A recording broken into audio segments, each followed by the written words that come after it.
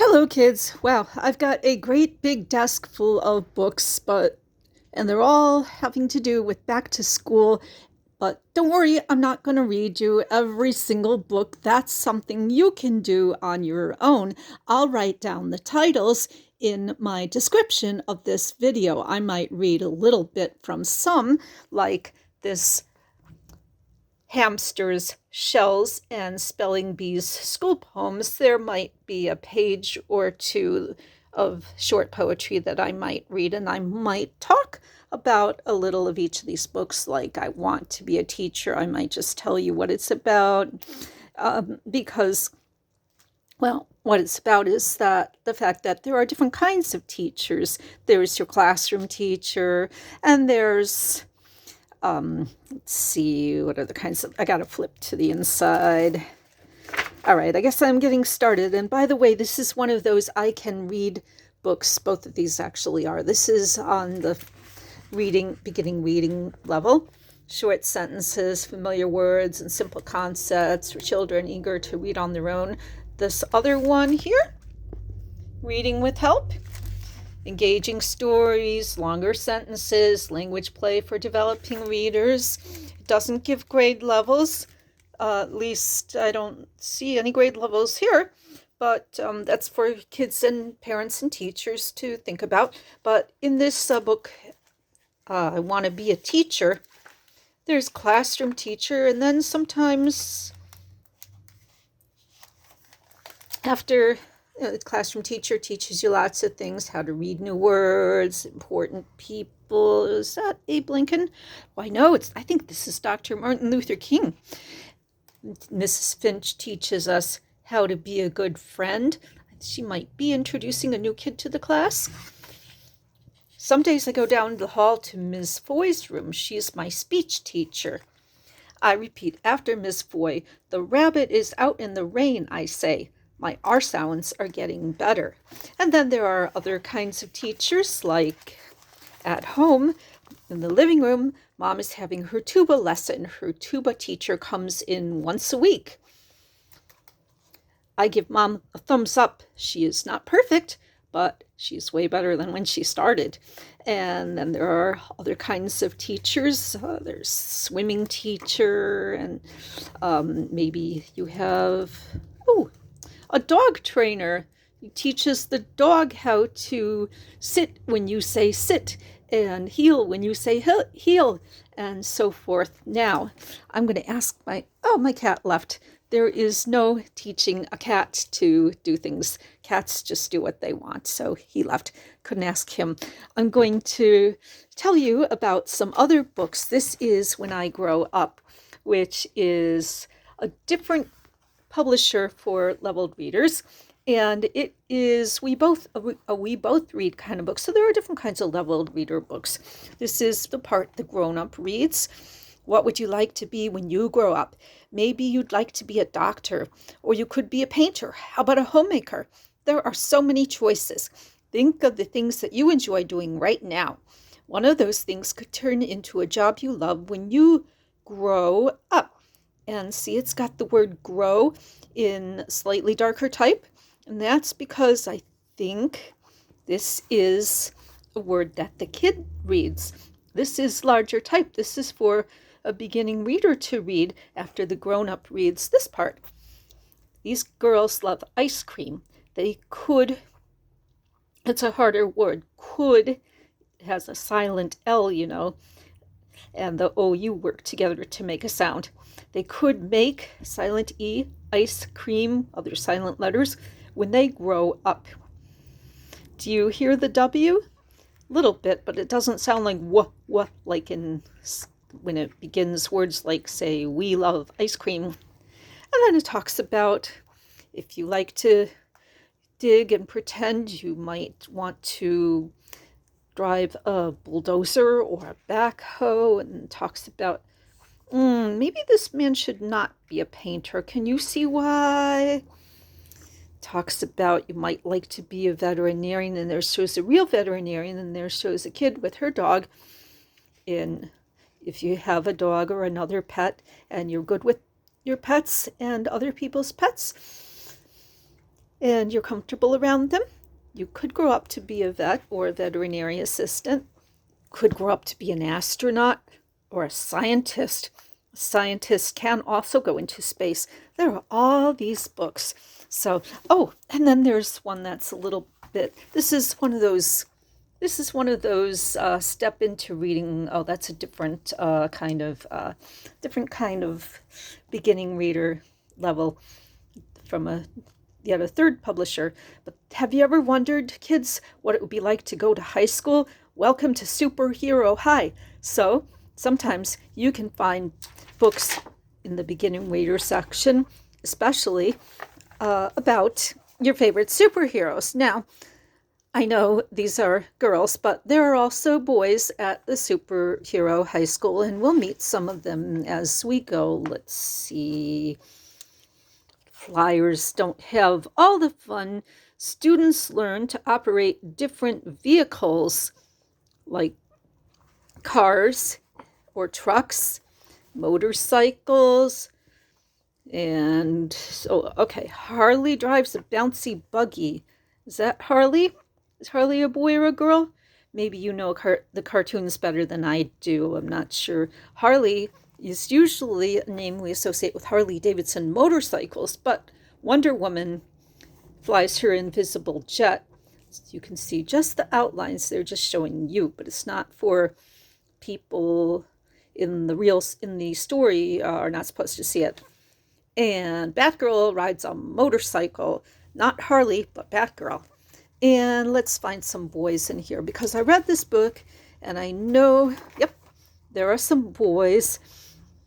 Okay, in physical education, they learn to fight and defend themselves. In spider suit design, students create new outfits for any occasion, and that might be the teacher, and he is a man, and men can teach about fashion design. And then everybody has a nice time during breaks where students can refuel and relax in the cafeteria. So this is a level 3 reader of Step Into Reading, and it's got kind of bigger words. They eat, do homework, and talk to their friends. So now they're level 3. They have 5 levels in the Step Into Reading, and level 3 is when you're beginning to read on your own, and it does give grade levels, and it says easy to follow plots. It also has engaging characters and popular topics, but it has easy to follow plots. Earlier readers have short words or short sentences. There are harder readers, challenging vocabulary, and finally, ready for chapters, longer paragraphs. Now, it does give suggested grade levels in this kind of beginning reader, but don't worry if you're not there, or if you're ahead or behind, it's okay. Like I said, as I said, better grammar, when I was reading the book the other day called A Walk Through the Words, keep trying. That's the main thing. So we have all these books, but I think right now I'm going to put those aside, and I'm going to talk about some of the things you learn while you are still in school. I just talked about all the things that school can help you grow up to be, and we'll read Have You Ever Wondered What You Will Be a little later. But right now, let's see. You learn all kinds of ways to get along and help each other at school, and most of these books that I have here are about that. Well, I have a lot of beginning readers here, and I think Emma every day is an independent reader going on a field trip. And do you notice how there are these hand signs, different hand motions? Well, the reason is, I gotta flip open the page, so give me a moment. Emma Carter, meet Emma and her family and her best friend, Izzy Jackson, and she's got a pet, a goldfish named Ruby. So now that we've met Emma, she's age 8, grade 3, so we always hope, parents and teachers, that by the time you finish 3rd grade that you'll be able to read independently. But if you can't, keep trying. If you still need help, keep trying. Don't give up. Now, Emma has to keep trying at something very particular to her. She can't hear very well, or at least she can't hear very well. In fact, it says Emma is deaf. She uses American Sign Language to communicate with her family. She also uses a cochlear ear implant, CI for short, to help her hear. So that's why she's touching her ear. And then it shows the manual alphabet and manual numbers. Now, boy, I know that I would have to have this chart up in front of me, maybe stick it on top of my bulletin board here in order to memorize all these different manual alphabet letters and numbers. But we can see, if you look at that and then you look at this, I matched up these, and this is E, M, and then M again, and A. Now these look a little bit like an M, but that's hard to make that look like an E. And it's hard to make that look like an A. The vowels can be tricky. Some of the letters are a little easier. The R is wrapped around, so you see a little bit of a sticking out, kind of like a small R. The S, it's a little harder to make that look like an S. Some of the letters are easier than others to make look like real letters. But this is a story where they get to go to a very special museum. They live near a museum called the American History Museum, and that is in Washington, D.C., which is the capital of our country, as you probably know if you're getting to be an independent reader. So they live very close to Washington, D.C., and they ride on the bus to the special museum. But the chapter, this is a chapter book, the first chapter is called The Helper, you see, and the reason is that the classroom teacher stands up and starts to talk after the bus stops at the museum, because you don't stand on the bus. And it says, Emma heard Mrs. Buckley, the teacher's voice, with her cochlear ear implant, but she couldn't make out the words. Her classroom interpreter was there. Miss Carla signed to Emma so that Emma would understand. This must be Miss Carla. She's sitting next to Emma, and there they are. And they're going to need to study the exhibits and write about the one you like best. It is due Monday, Miss Carla signed. And there are some of the other kids in Emma's class going to the museum. One of the boys is asking Emma why she has an interpreter and also has a cochlear implant. She says, I can't always understand all the words, especially when it's loud. She continues to sign. And now there's another part to the plot besides Emma learning how to cope with being deaf and how to communicate even though she's deaf and very hard of hearing. And that is that her classmate Paul says, well, it will be quiet in the museum, quiet and boring.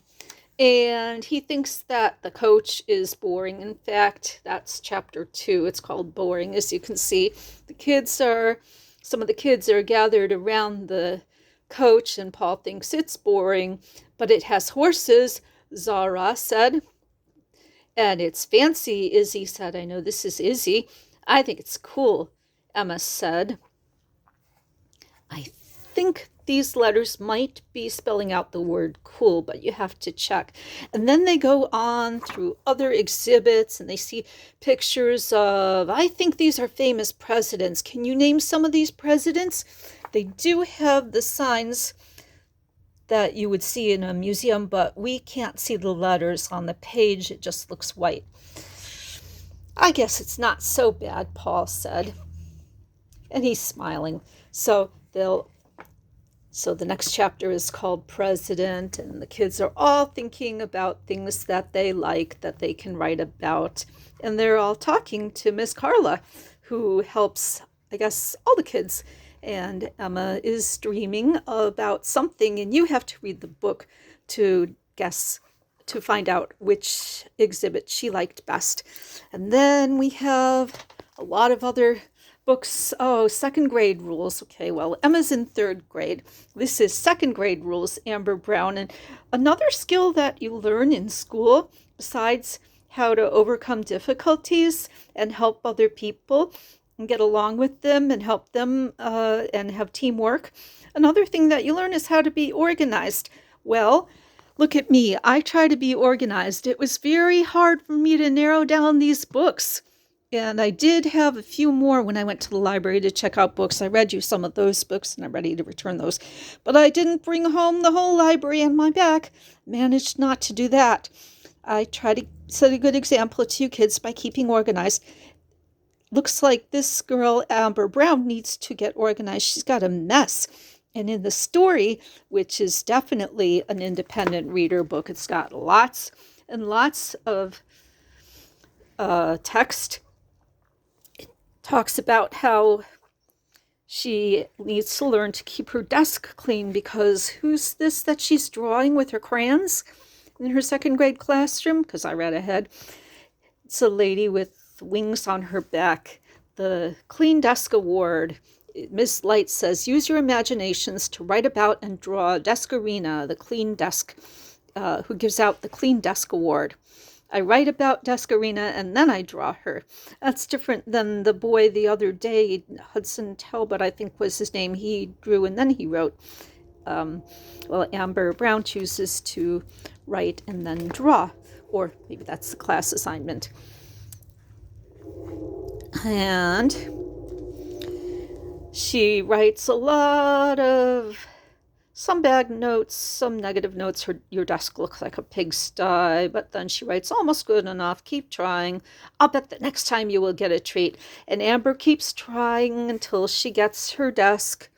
She does not spill all this stuff out on the floor. This has got a little bit more illustration, a little less text on this particular page.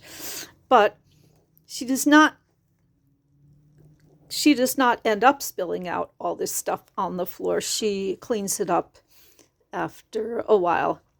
Oh my goodness. There's somebody with a pet iguana. Now that's a tough word, but see, if you get to read and become an independent reader, you'll get to see the whole plot, the whole storyline, and all the things that oh wow. See, she has a tough time, you can tell from the picture, but she's realizing how many things she's got to clean up. And so you get to see how she does it. Well, there's a garbage can for some things.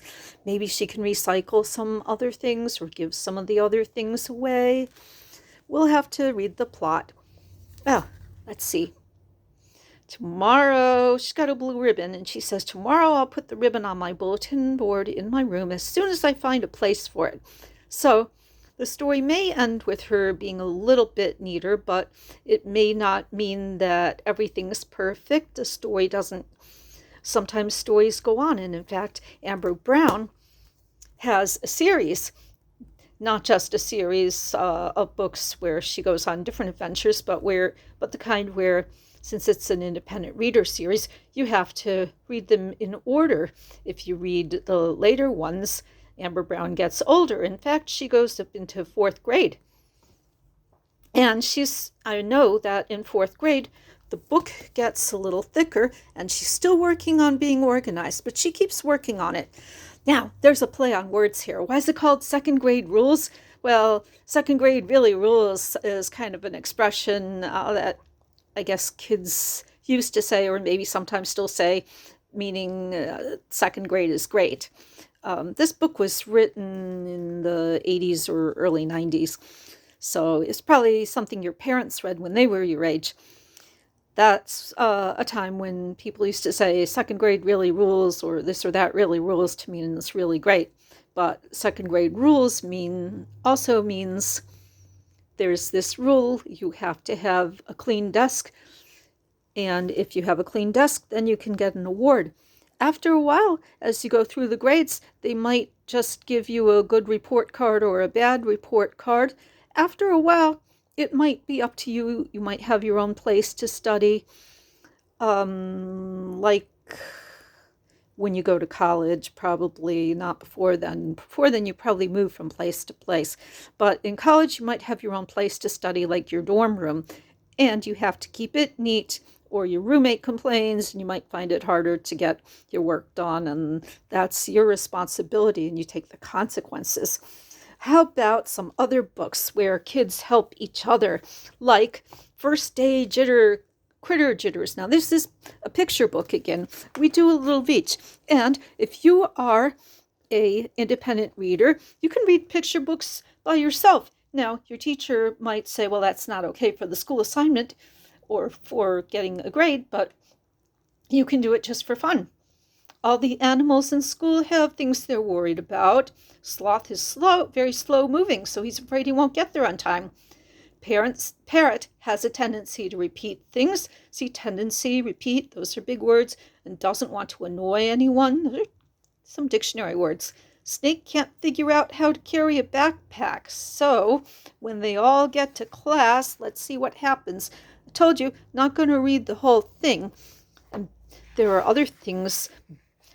Bear, he wants to hibernate because, bears like to do that. Although it's not winter yet. If school is starting, it's probably in the early fall. Oh, by the way, today's September 1st. So school's about to start for you if it hasn't already. It's the first day of September. Rabbit has so much energy and he gets a time out because he's just going too fast. And the snake gives up on his backpack. The sloth is going really slow. The bear is also going pretty slow. The kangaroo baby is not used to being on his own, but he's starting to get to be a bigger kangaroo, and they're all feeling frustrated. Another dictionary word. And then comes this ball, and guess who this ball is? It's the teacher, Mr. Sherwood. Well, let's see what happens. Okay. Don't worry, Mr. Sherwood is a little bit nervous about remembering all the kids' names. That's why there are all these question marks going around. The mouse speaks up. He's nervous because he's tiny, and he says, "Don't worry, Mr. Sherwood. I may be a tiny mouse, but I have the memory of an elephant, and I'll help you remember our names using a mnemonic device, which is a thing that helps people remember. For example, my name is Chauncey, and I like cheese. See how that works? That's your ch-ch-ch sound." Okay. And the parrot says, "I'll repeat everything you say, even when you don't want me to. See how that works? See how that works?" The snake will be on chalk duty. And Mr. Sherwood, you have to come out of that ball. I'm so excited about everything you have to teach us. I can barely contain myself, says Rabbit. And there are pictures, of how they're all helping each other. Nellie learns the mnemonic device, which, let's see, I think mnemonic might start with an M and then an N, silent M. It's a very tricky word. I didn't learn about that word until I was in high school. It's a sophisticated word that you only use sometimes. My name is Nellie, says Nellie the bear, and I like naps. So they're all thinking about ways to introduce themselves by name. For instance, if it were me, I could say my name is Fran and I like fruit. You can share my textbook. Some of the kids are sharing textbooks. And there's the teacher teaching, and Rabbit is reading. And look, Snake and Mouse are helping each other to sharpen their pencils. Maybe you don't use pencils all that much anymore, but I'll bet you use them sometimes, and you probably need to sharpen them then. It's lunchtime, and they're all talking about their day. The teacher let me sit in the front row, and the chalkboard was clear. I just saw a hummingbird. He's the same size as me. I managed to stay awake so far. I guess the backpack wasn't all that important. I guess Snake found another way to carry his or her things without the backpack. And the rabbit says, I sat still for a little while, and now it's recess, so I can run around a lot. And some kids like to run around, and you get recess and you get gym. Sometimes you get gym every day of the week. Some kids prefer recess and gym. Other kids like to sit still. That was what I liked, but I put up with recess and gym and learned to cope, because we all learn to cope. Being out of the pouch isn't so scary after all, says little kangaroo. And parrot, this is the parrot, or parakeet, helps repeat that. And that can be annoying sometimes to have things repeated, but sometimes it helps you remember being out of the pouch isn't so scary after all. Maybe that'll help little kangaroo go home and tell mom that it's not so scary after all.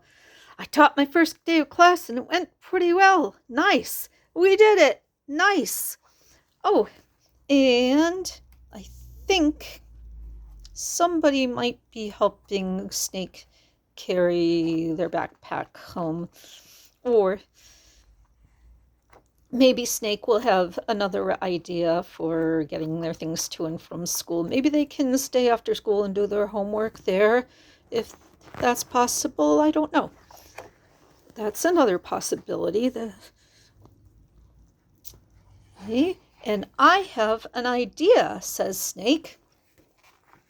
The next day, Mouse is getting a piggyback ride, and Snake is giving Sloth, who was too slow for the first day, a piggyback ride, and in return, Sloth is carrying both their backpacks, so it's very nice to cooperate together.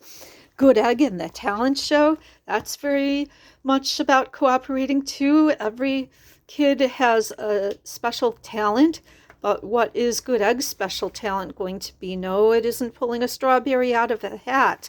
You read the book and you find out how he has a talent and says, I suppose I have some useful skills after all. Whoa, another talent show is coming up fast. And what were his special skills?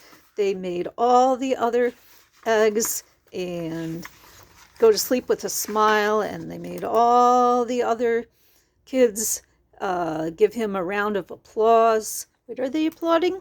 Or waving? Or something? Yep, they're all cheering him and being happy.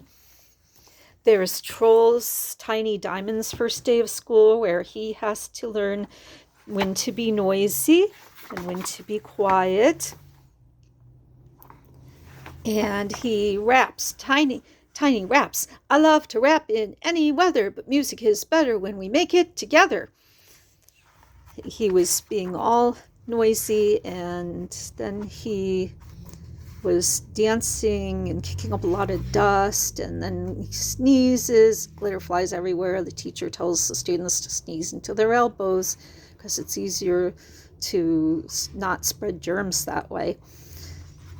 They all have to wash their hands. Tiny Diamond is sad. He's not making friends, but at music time he knows what to do. And he raps, and they're all dancing together and making up their own rhymes. They all rap and become friends, and he has made new friends, and he loves school. And so you can find beginning readers that have your favorite characters. This is United DreamWorks, which you might like. Some of the movies from United DreamWorks. Rappy Goes to the Library. Well, it's those of you who know me know that I love libraries, but Rappy is kind of noisy in the library. So the librarian says, well, this book rhymes. So many books are on the shelf, I can't count them all myself. Do you have books on foreign lands? Yes, but kids should raise their hands. Is there a book about a cow? Yes, but we're not reading now. Boats, planes, volcanoes erupting. Will you please stop interrupting? I was getting nasty looks when I asked about the books. Now, I don't want you to think librarians always sit around giving nasty looks. She still has a nasty look here. She gave everybody a tour, but half the class I wasn't going to make a peep, but half the class was half asleep. Everything was such a bore, I think I heard a few kids snore. Mrs. D was nearly weeping when she noticed kids were sleeping. When I saw kids were napping, I decided to start rapping. Boy, we got two rap stars here. I decided to start rapping. Take a look at all these books. Books that are fiction, books that are fact, books that help you to relax. Some are silly, some are scary, some have little houses on the prairie. And it goes on.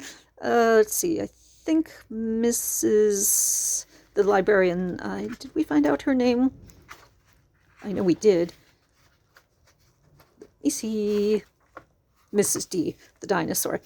There are books about knitting and books about sewing and books about anything that's worth knowing. Stories that are set in all kinds of places, like under the sea and in outer spaces. Some of the books are filled with big words. Others have nothing but pictures of birds.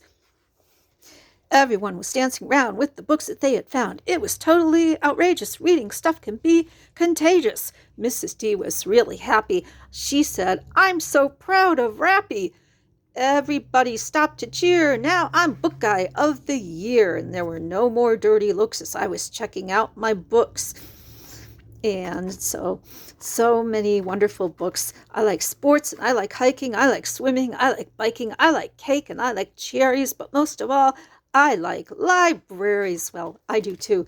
In fact, even though I was a librarian, it was hard for me not to rap about books when I was checking them out to people and talking to people about books and recommending books, which is recommending is what I'm doing with you right now. Lastly, there are some science books. This is a beginning science book. It's about pushing and pulling. And then there's one for when you get probably into the last few elementary grades, maybe fourth grade, but probably fifth, and then on into junior high and high school, and you have maker lab projects. But you can do this stuff on your own and maybe even do something like design a new rocket, and it shows you how, and it explains the science behind everything. Let's see, there's even a recipe about, there are even recipes for ice cream, but I'll tell you, I'm going to let you kids read that one on your own, because I think I spend too much time on junk food when I share any kind of recipes with you kids. Next recipe that I ever share with you guys, I think, is going to be something healthy, but it'll still taste good, but it's going to be healthy. How about a twirling helicopter? Well, it tells you how much time it takes and the things that you need, and it tells how difficult it is. Well, it says easy, medium, hard, but I think it should say beginning, medium, and advanced. So you could start out with the things that are green or beginner or easy, and then move up to the yellow things like this, medium, and then move to the things that are red, advanced. It shows you the steps, and it tells you the steps, because maybe you like to learn by looking at pictures or watching videos, but maybe you learn best by things like, if you have a flexible straw, cut it below the bend. You'll need a straight piece of straw to make your helicopter stable as it flies. Now, stable is one of those double meaning words. Stable could mean a place where you keep a horse before you ride it, but it could mean stable like to keep things in place. And then it shows some more steps, and it shows how to make it fly, and then it tells how it works, and it shows these arrows that push the air downward, and these great big arrows, there are a lot of little arrows and great big arrows that push the air upwards. And then it talks about real world science. So that is just one example of a science project. You could do a water rocket and have the similar kinds of steps. Now, this is hard. In fact, we've got a couple pages. This shows the rocket when it's all assembled, and this is a little harder. You can probably guess by the fact that it's got 4 pages so far, and so far it's got 19 steps. And my goodness, something just flashed across my phone that said something about NASA. And NASA likes to set off rockets that fly to outer space. Maybe you're already very interested in that. Then it shows the whole thing all set up. You're going to need to ask a grown-up for some kind of foot pump or hand pump and perhaps get their help with this, read the instructions. Then it talks about how it works. Oh my goodness, it's letting off water. So well, I know that that's to become lighter, because when it loses weight, it flies. Now, if you lose weight, you don't fly unless you go doing something like riding in a hot air balloon. You need a lot of lift to get you off the ground. Maybe lift like this, the real world science rocket fuel. That's rocket fuel, not water. Rocket fuel is really good for rockets, but it's not so good for planet Earth. It causes pollution, which is another thing that science is working on very slowly. Maybe you can help science work on that when you grow up. How about, if you're curious about these things, starting with some books in the CC Loves Science series, Push and Pull.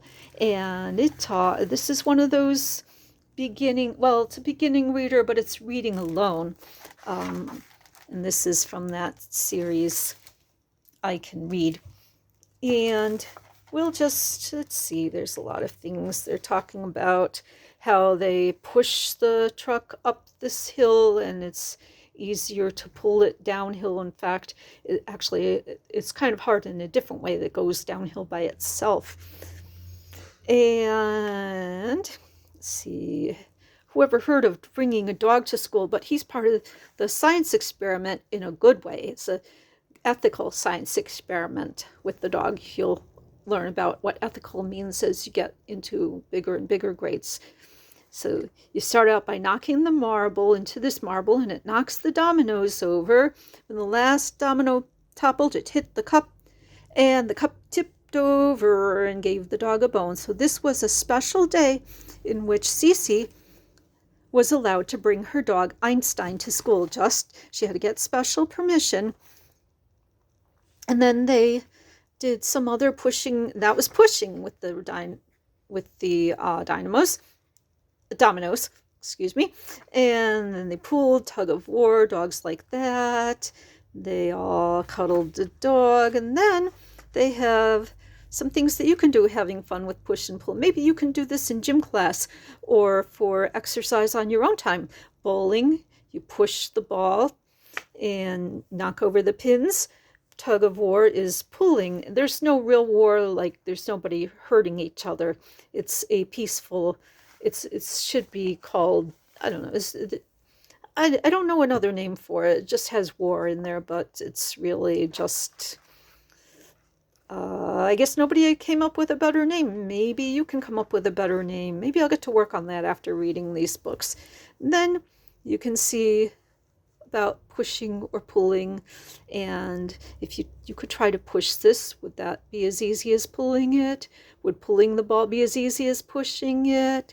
You can talk about these things, and you learn some science words like, well, force and motion, as well as pull and push. So there are lots of great books about school, but when I come back, I'm going to read a book that you really need to go to school to help realize your dreams, and that is, Have You Ever Wondered What You Will Be? So I will see you soon. Bye.